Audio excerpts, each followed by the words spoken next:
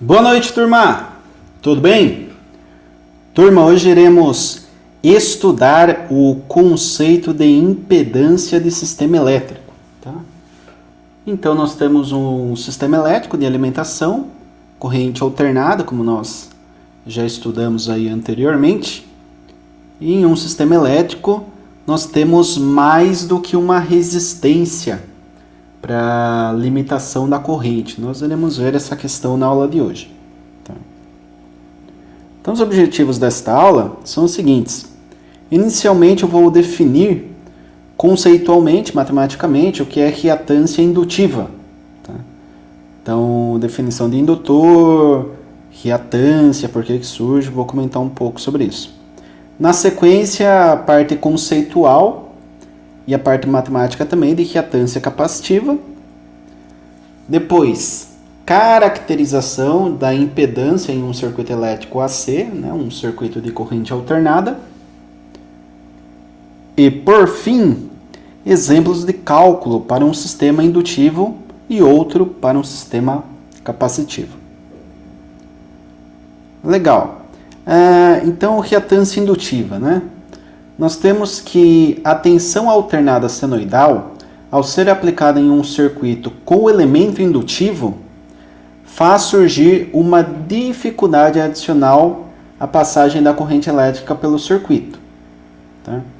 Essa dificuldade de circulação de corrente elétrica imposta pelo indutor é denominada reatância indutiva.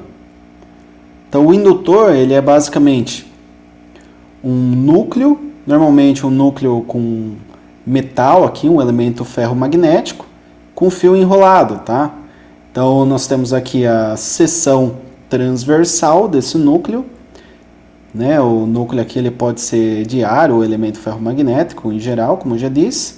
O fio ele vai ter aqui um número específico N de voltas, né? Em torno desse elemento aqui, desse condutor aqui magnético. O condutor magnético é relacionado aí a uma permeabilidade magnética, tá?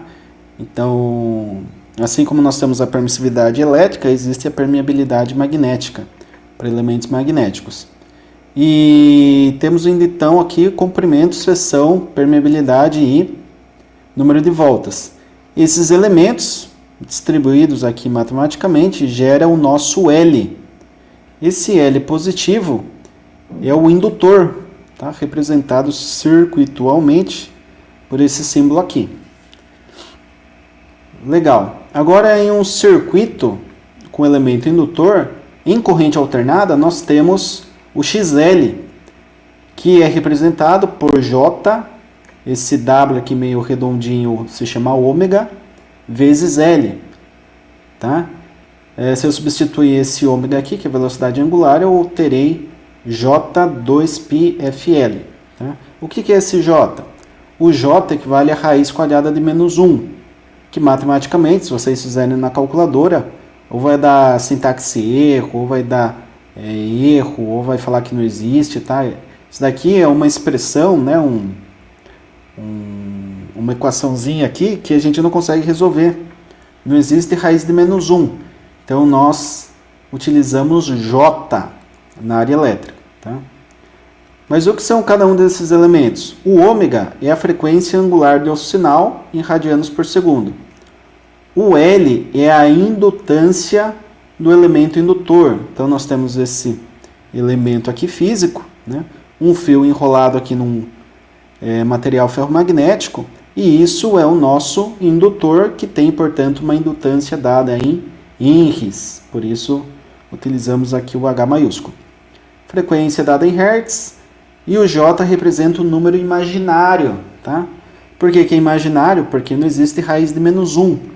Então, nós denominamos todo número que vem multiplicando o J como uma parte imaginária. Tá? Legal. E nós temos agora a reatância capacitiva. Tá? Então, quando a tensão, nós temos aí uma tensão alternada senoidal, né? Ao se aplicar essa tensão em um circuito com elemento capacitivo, faz surgir uma dificuldade adicional à passagem da corrente elétrica por esse circuito, né? Essa dificuldade de circulação de corrente imposta agora pelo capacitor é denominado reatância capacitiva. Então, o capacitor, nós temos aqui, eu coloquei esses dois modelos, mas existe N modelos, tá? Para diferentes aplicações. E nós temos aqui o símbolo circuitual, né, do capacitor, que é esse daqui. Legal, daí eu tenho aqui no meu capacitor, eu tenho uma dada capacitância, né? E a capacitância é representada por esse Czão, o J que ele aparece no denominador, o ômega é a frequência angular, da mesma forma, e essa aqui, portanto, é a formulinha da reatância capacitiva. Ômega é a frequência angular, como já vimos, C maiúsculo, capacitância do capacitor, ou seja, a capacidade que ele tem de armazenamento de cargas elétricas no formato de campo elétrico, e F é a frequência de um sinal elétrico em Hertz, tá? Que vai ser aplicado em um circuito capacitivo. Legal. Então, uma coisa que a gente pode notar, comentar aqui rapidamente, é que o circuito ele vai apresentar uma certa frequência e a reatância é inversamente proporcional a essa frequência no capacitor e diretamente proporcional à frequência no indutor, tá? Isso daí é algo importante que a gente tem que ressaltar. Muito bem. Então, vou falar agora sobre o conceito de impedância, né? Temos aí que em um circuito de corrente alternada podem existir diversos elementos passivos, tais como resistor, indutor e capacitor, tá? Os elementos indutivos e capacitivos em CC, ou seja, corrente contínua, não apresentavam dificuldades para a circulação de corrente elétrica. Já em CA, apresentam uma oposição à circulação da corrente elétrica, tá? Em corrente contínua, o que acontece? O indutor, quando ele se carregava, ele se tornava um curto. O capacitor, não é que ele apresentava dificuldade, ele simplesmente não deixava a corrente circular quando ele estava carregado, ele se tornava um aberto no circuito. Se o circuito está aberto, não tem corrente. Então, em corrente contínua, depois de carregado, o capacitor se tornava um aberto e o indutor permitia a total passagem da corrente, porque ele se tornava um curto-circuito, né? Essa oposição da corrente elétrica associada à parte resistiva, né, de um circuito CA denomina-se de impedância elétrica. Então, qual que é essa parte aí de oposição à corrente elétrica? Reatância indutiva e reatância capacitiva. Então, a impedância aqui, né, dado pela letra Z. Então, o Z é a impedância elétrica do circuito, cuja unidade de medida é em ohms, tá? O R é a parte real, que a gente chama, né? Também aí denominado de resistência elétrica do circuito, dado em ohms, então é uma resistência, né? Simplesmente. E o X, aqui está X. Tá? Por quê? Porque ele é uma reatância que pode ser indutiva, daí seria XL, ou capacitiva, que é o XC. Então tem essas duas possibilidades na parte imaginária. Na parte real é sempre elemento resistivo. Muito bem, falando agora do modelo da impedância elétrica, nós temos aqui um modelo da reatância capacitiva, né? Então, o modelo com a reatância capacitiva vai ser R mais J1 dividido por, né? R mais, aliás, 1 dividido por J ômega C. Eu posso fazer o seguinte, né? Eu posso colocar esse 1 sobre J aqui separado, vezes 1 sobre ômega C. E o que acontece? 1 dividido por J equivale a menos J. Então, esse menos J vem justamente desse 1 dividido por J. Eu posso multiplicar por J em cima e J embaixo. Embaixo vai dar menos 1, em cima vai ficar J, né? Porque 1 vezes qualquer coisa é qualquer coisa.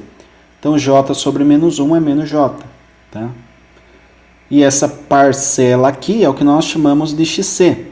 Portanto, a impedância de um circuito RC, né, do tipo série, vai ser R menos JXC, tudo isso daqui dado em ohms. E o modelo da reatância indutiva é bem tranquilo, né? Nós temos R mais J ômega L, portanto nós temos Z igual a R mais JXL. Tá? Não tem muito segredo aqui. E o modelo, portanto, final aí da impedância será impedância igual R mais J, XL a parte positiva. Então ele fica aqui mais XL, XC a parte negativa, menos XC. Isso daqui é dado em ohms. Então em um circuito série, tá? Que se pode ter aí em alguns casos, né, na análise de sinais de corrente alternada, nós devemos utilizar aqui esta fórmula, tá? Que tem parte real e parte imaginária. Puxa, professor, mas parte imaginária, parte real, esse imaginário aí acho que eu nunca utilizei. Como que funciona? Vamos lá. Então aqui eu vou colocar as fórmulas, né, para o cálculo de impedância utilizando números complexos. Então a parte real que nós chamamos, ela é um resistor, que é um vetor na linha horizontal. Tá?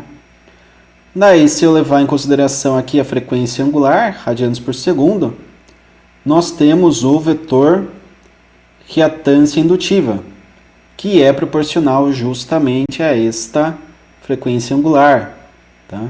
Que é o ômega vezes a indutância ali do nosso indutor, tá? Que é dado, portanto, por 2πfl. Legal, então eu tenho na vertical imaginário, na horizontal real.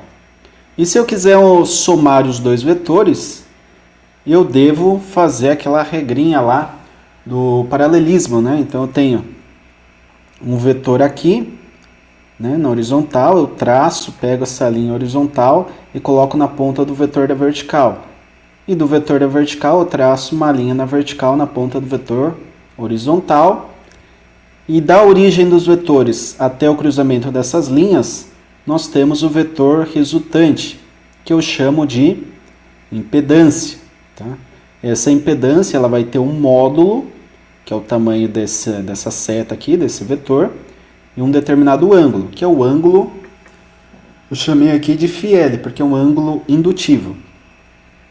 Mas eu posso ter também uma reatância capacitiva. E daí ela não é menos J? Sim, é menos J. Então ela vem para baixo. Tá? Mais J para cima, menos J para baixo. Então eu tenho aqui o XC, que é também função do ômega, tá? 1 dividido por ômega C, já vimos, né? Isso daqui. E para calcular a resultante entre R e o XC, nós temos que fazer a mesma regrinha, né? Então eu faço aqui uma linha paralela, né? Com o eixo vertical e uma linha paralela com o eixo horizontal aqui. Põe essas linhas na ponta de cada vetor. E da origem dos dois vetores até o cruzamento dessas linhas, nós temos a resultante. Então, nós temos aqui a impedância com determinado ângulo. Isso daqui é impedância com característica capacitiva, porque o ângulo é um ângulo negativo, para baixo, né? Então, eu chamei aqui de φC. Legal, então como que eu calculo isso daqui? Como que eu vou calcular, né? Qual que é o cálculo para o módulo da impedância? Se a gente parar para pensar, isso daqui, né? Esse vetor, essa linha e esse outro vetor formam um triângulo retângulo, né? Se forma um triângulo retângulo, eu aplico Pitágoras, né? Então, o módulo da impedância é resistência ao quadrado mais reatância ao quadrado. Isso daqui é dado em ohms. E o ângulo de defasagem? Puxa, o ângulo de defasagem, se for indutivo, é um caso, se for capacitivo, é outro. Ah, mas aqui também. Não, aqui é o seguinte, como a gente vai trabalhar em módulo, né? Eu coloquei X. X é reatância. Se for indutiva, é o XL. Se for capacitiva, é o XC, tá? Então, no lugar desse X, ou vai ser XL ou vai ser XC. É diferente aí do ângulo, né? O ângulo ou vai ser positivo ou vai ser negativo. Então, nós temos essa formulinha aqui para o ângulo da impedância, φz, é tangente a menos 1 de x dividido por r, tá? Então, no caso do indutor, vai ser tangente a menos 1 de xl sobre r. No caso do capacitor, vai ser tangente a menos 1, que é conhecido também como arco tangente, de menos xc dividido por r, porque o ângulo, como está abaixo, né, dessa linha, desse vetor horizontal que é referência, é um ângulo negativo, tá? Então essas são as fórmulas. Nossa, professor, muita fórmula, né? Bastante coisa. É bastante coisa a princípio, mas nós iremos inicialmente analisar um circuito que é indutivo e depois um circuito que é capacitivo. Então a gente não vai utilizar tudo isso daqui numa única aplicação, tá? Pelo menos por hora. Então o primeiro exemplo que eu trago aí é um circuitinho, né, com impedância do tipo RL, resistiva indutiva, onde eu tenho os seguintes dados, tá? Resistência 50 ohms, indutância 100 mH e frequência 60 Hz. Então, se eu quero calcular aqui a reatância, né, no caso, para chegar na impedância eu preciso da reatância indutiva. Então, eu aplico a fórmula, né? 2πfL é basicamente 2π vezes 60, que é a frequência, e 0,1, que equivale a 100 mH, chegando, portanto, em 37,7 ohms. Legal, mas como que eu represento isso daqui da forma vetorial ou da forma fasorial, que nós chamamos também na elétrica? Na forma fasorial, nós temos aqui 50 na horizontal, né? Na vertical nós temos 37,7, traço as linhas paralelas, né? E eu terei aqui um módulo da impedância, que fecha um triângulo retângulo. Quanto que vale esse módulo? Essa seta maior aqui. Vale o seguinte, substituo na fórmula, né? Raiz quadrada de R quadrado mais XL quadrado vai ser 50 quadrado mais 37 quadrado. Extraindo a raiz, chegamos em 62,62 ohms. Então, essa impedância equivalente tem 62,62 ohms. Legal, mas qual que é o ângulo, né?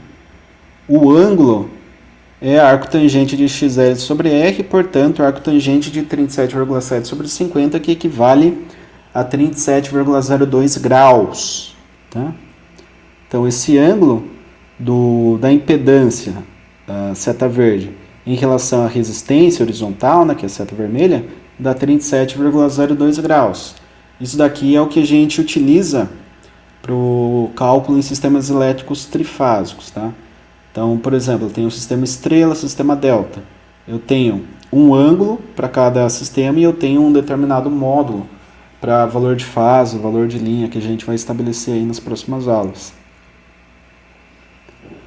E no segundo exemplo, eu trago um caso de um circuito com carga RC, né, resistiva e capacitiva, onde eu tenho R também 50, o capacitor vale 100 micro e a frequência 60 Hz. Então, a reatância nesse caso vai ser R menos J1 dividido por ωc, que é a mesma coisa que 50 menos J dividido por 1 sobre 2π60 vezes 100 micro, que é 110 a menos 6. E resolvendo, chegamos em 50 menos J 26,52. Isso daqui é a forma retangular de representar, tá? Onde eu tenho parte real e parte imaginária. Então, eu calculei meu XC, que é esse carinha aqui. Legal. No caso do capacitor, parte resistiva é a mesma coisa. Eu tenho 50 na horizontal, porém eu tenho 26,52 na vertical, né, da origem para baixo. Para calcular a impedância, mesma coisa, né? Eu faço aquele paralelismo das linhas, né? Linha paralela na ponta de cada vetor, e da origem até o cruzamento dessas linhas nós temos a resultante. A resultante tem como módulo a raiz quadrada de R quadrado mais x quadrado, né? No caso, esse x é xc, portanto, 50 ao quadrado, que é a parte real, mais 26,52, que é a parte imaginária, ao quadrado, tá? Aqui elevado ao quadrado, elevado a 2. Vai dar 56,60 ohms. Então, esse é o módulo da impedância. Ah, legal, mas eu quero saber agora o ângulo. Como que fica? O ângulo é arco tangente de XC sobre R, que é a mesma coisa que tangente menos 1 de 26 negativo 0,52 dividido por 50, que gera um ângulo de menos 27,94. Portanto, esse ângulo, né, do vetor verde em relação ao vetor vermelho, né, de referência de parte resistiva, parte real aí do circuito, vale menos 27,94 graus. Então, isso daqui é o caso, este é o caso de análise de um circuito com característica capacitiva. Nós teremos um ângulo negativo e teremos um módulo, tá, que é sempre positivo. Quando temos módulo, uma letra com duas barras, significa que ele só pode ser positivo, tá? Então, esse número positivo significa o tamanho. Não existe, medir uma parede e deu menos 2 metros, né? Menos 4 metros. Não existe isso, tá? Deu quanto? Deu 2 metros, deu 4 metros. Então, aqui é a mesma coisa, tá? O módulo da impedância não tem como ser menos, não dá para ser menos 56, tem que ser sempre mais. Então, mais 56, mais 63, mais 100, mais 200, tá? É sempre assim que funciona. Beleza, turma? Agradeço aí a atenção de todos, mais uma vez nessa aula, né? E qualquer dúvida, eu estou no Microsoft Teams. Caso alguém queira fazer pergunta, fique à vontade, certo? Grato a todos, bons estudos, até!